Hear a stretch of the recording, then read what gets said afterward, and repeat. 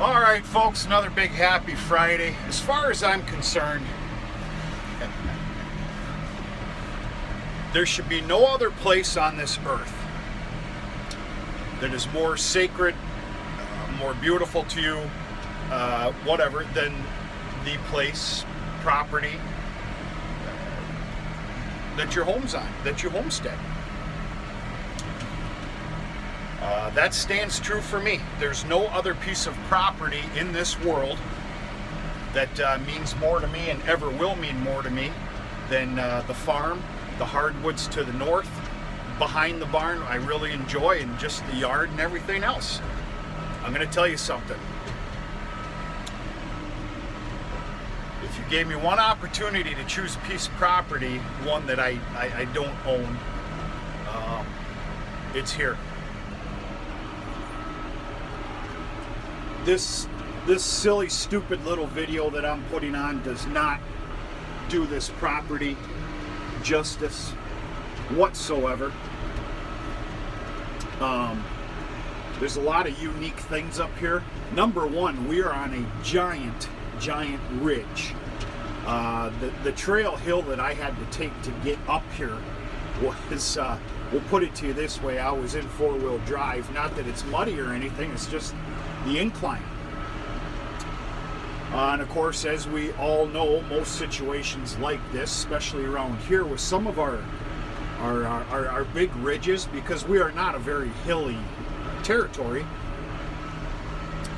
these ridges are here as they were formed by the glaciers quite a few years back, a couple years. And I'm going to tell you another thing here. Let's get turned around first. I got a tricky little spot here. This is basically split up into two fields, and I'm going to show you what I mean. It's separated by a monstrous dead furrow. Oh. There we go.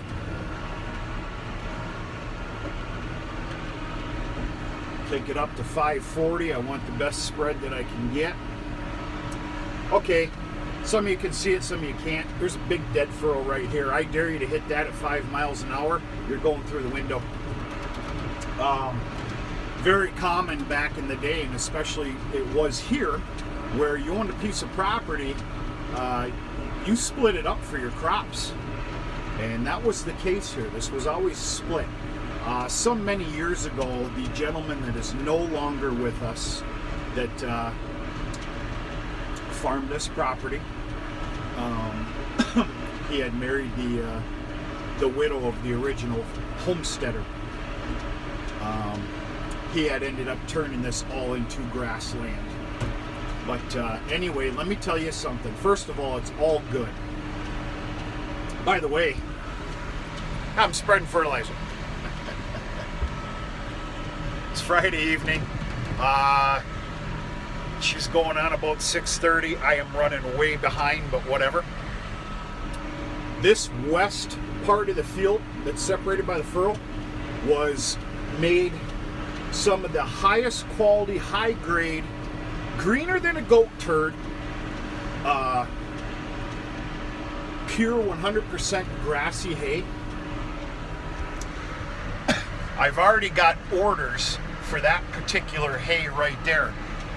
Both of them are horse borders, an hour, and then the other one's an hour and a half away. Very, very happy with it. The parcel that we're on right now, that was good too, but there was, and I wish that man was still with us. I'd like to ask him what he did. This isn't near what that is, but it's all good. This is one of the pieces of property of almost, I'm going to say about 60-65 acres that I acquired last year by way of land lease. All the other stuff I knew seeded, which I should have done a video. Oh, I already did the big turn. No, I didn't. Gosh damn it. have to come back and hit that.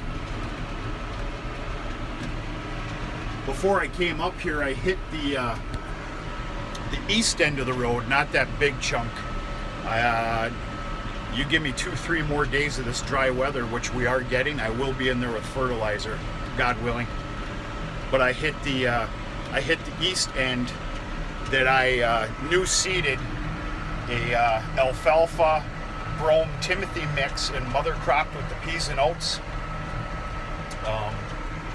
Yeah, I'm not sure who planted that, but he must be a stud because it's absolutely perfect. Feels good to feel good, for God's sakes. It's been a long day. I am tickled pink with that new seeding and how it's come up. I obviously was quite a bit heavier on the alfalfa because, man, it's chock full of alfalfa. Good problem to have. But anyway, I hit that first, and I've got enough to do this property, and I think I'm pretty sure I've got another small parcel that I farm that I can finish this buggy off if I'm lucky. So you might be able to see through the tree line water. That is a natural mud lake, and I'm going to say it again, those were created by the glaciers. We have multiple mud lakes up here. That's our term for them anyway, mud lakes. They're nothing but basically muddy, swampy areas, but some of them quite deep. In fact, the stories have it, the mud lakes that are about 1.5 miles, 2 miles north of me, by some other property that I farm, the stories have it that there's a couple of teams of horses that went down in the mud lake some time ago. They'd wait for it to freeze, and mud lakes are real tricky. They all have springs underneath them. They would wait for the mud lakes to freeze suitable enough to bring the team of horses across and cut wood in the wintertime. Damn near all landowners and farmers back in the day, and even still, do that to supplement or bring in an income during the winter. Pretty neat. There's a lot of heritage behind it. It's pretty neat listening to the old timers talk about it. I get a real kick out of it. I really do. But yeah, this is also big buck country, folks. We got a friend of the family that hunts about 100 yards into the woods, which is the north direction, on a different landowner. And I'm here to tell you, he usually stops in at camp every year, the first and second week, maybe 3-4 different times. If he doesn't bring in one big boy, it's 2 big boys a year. Unbelievable. This is definitely big buck country here. But they've got the mud lakes. You'll find that by all the mud lakes, you know. Significant water source. I mean, just look at the property. They don't have to go too far for corn or anything like that. So anyway. Yeah, these landowners, they're definitely hunters. I believe there's about 6 different blinds around here. A couple of bow stands, and then of course you see some rifle stands. Yeah. But yeah, pretty excited with this property here this year with some real good help with Mother Nature. What a real bunker buster of a crop would look like off of here. Last year was mediocre, and I'm here to tell you I was very pleased.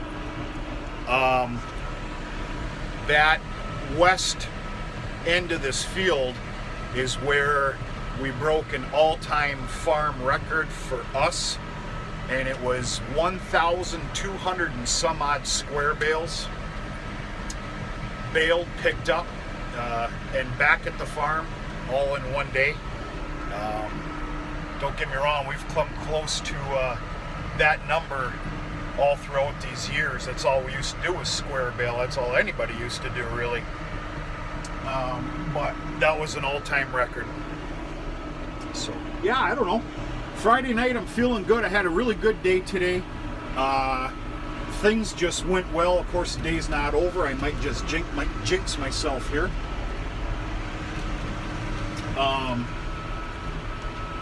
things went good. I got quite a few properties of hay ground spread with fertilizer, and also my cornfield, which will be ready for a dragging, not mulching, dragging tomorrow. And I'm going to check the weather pattern as far as temperature. I know we're dry until Thursday of next week, but I'm here to tell you folks, it is a chilly son of a gun. And I need to check the days out. The reality of putting corn in there Sunday or Monday is very great. We'll put it this way, it has to go in before those storms come. That's another case of some low-lying property. If you've been following the channel, you've seen what I call the football field, little spade there in the middle. I was lucky enough to get quite a bit of that worked up, about a good 15-20 feet in on each side. So every little bit matters, I guess, right? Sun's popping out here. So yeah, good stuff. Got myself in a little tizzy here. I'm a little close to my lines right here, but I have to be, so I got sufficient enough room here on the edge. I'd rather be more fertilizer here than close to the field, the tree line. I think we all know how that works.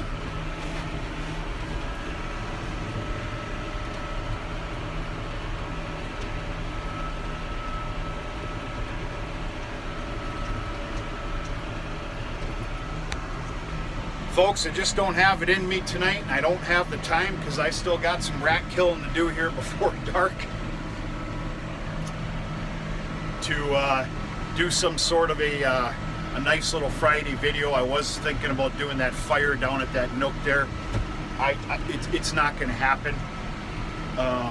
In fact, you probably won't see this video until Saturday morning, which, speaking of Saturday, I got a hell of a day tomorrow.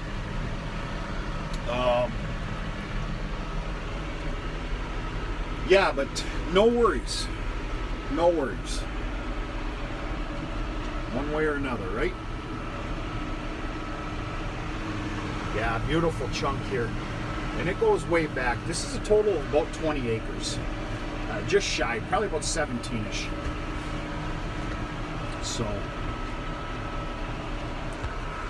big happy Friday evening to everybody. Hope you got some nice plans this weekend. I know it's kind of hard to do with the craziness in the world these days that we're just plain simply not going to comment or talk about. And hope everybody's doing okay. Stay tuned to a couple of videos tomorrow. Probably one of them dragging the field. I don't think I've ever showed you the drag. Drag harrow, whatever you want to call it.